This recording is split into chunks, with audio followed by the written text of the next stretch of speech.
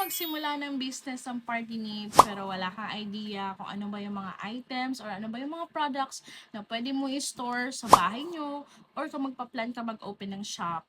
Lalo na pag mag-online selling ka guys, importante yung mga items na to.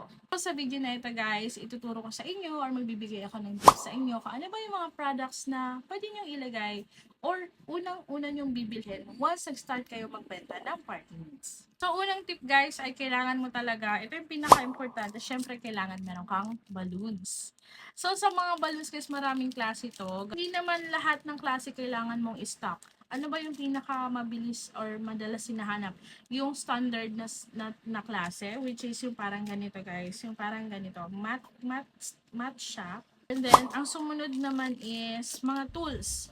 So, kung may balon, kailangan meron ka rin pambomba. So, ito guys. Ito yung isang brand ng pump na very heavy duty. Ito yung marirecommend ko sa inyo. Maganda to siya pang matagalan. And then, next naman, syempre kailangan nyo ng balloon sticks. Sa balloon sticks kasi guys, marami itong pwede kayo ilagay dito. Pwede yung mga mylar, pwede yung mga rubber. So, hindi pwedeng mawala to sa store nyo. And then, syempre, kailangan nyo rin ng mga pandikit, ito, balloon glue. And then, ito naman guys is parang balloon chain kung saan nilalagay yung mga balloon. Next guys is pwede kayo magkaroon nito. Itong mga banner na to, mga classic color lang, like pink, blue. Yung mga generic lang madalas, yung pang universal, pink, blue, black, red, kailangan nyo ng mga ganito guys. And then, hindi pwedeng mawala ang foil curtains. Ito talaga guys, pang backdrop. So, maraming klase ito, maraming kulay, mayroon din siyang iba-iba yung size, at saka meron siya yung ibang style ng pa-box. Wala lang ako dito sample, pero ito is a must po talaga kung gusto nyo mag-start ng inyong party needs business. And then next, ano pa ba? Siyempre, kailangan natin ng mga birthday candles. Sa birthday candles, marami ring klase ito guys. Maraming design, maraming kulay. Isa pa pala guys, yung mga importante, wala akong sample dito. Pero mga number candles, isa rin yun sa mga madalas hanapin ng mga customer natin. Okay, next naman, move on tayo sa mga numbers na logo guys. Ito, mga ganito, ayan, mga numbers po.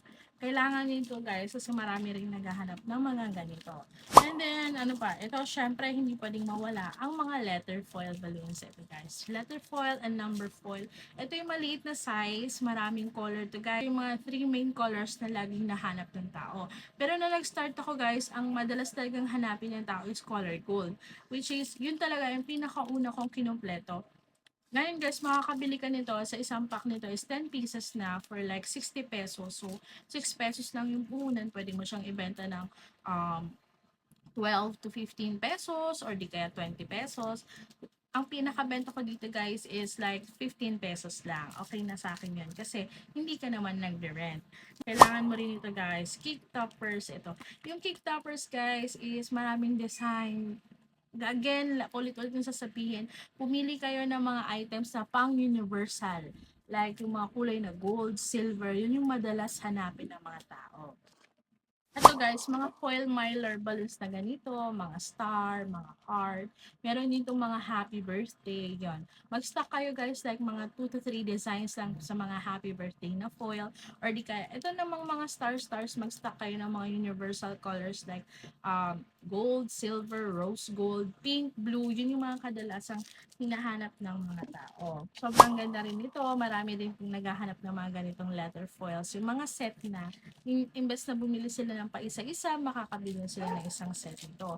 So, pumili lang din kayo ng mga kulay na madalas hanapin like gold, silver, blue, pink, red. Yun po yung mga madalas. Itong mga black po, bibihira po yung mga nag-order ng mga ganito. Ayun lang, yun lang yung mga ma-offer ko sa inyong mga items na pwede nyo i-stock sa inyong store or sa inyong online store para panimula sa inyong party needs business. So, ayun guys, sana po ay may nga nakuha kayong tips.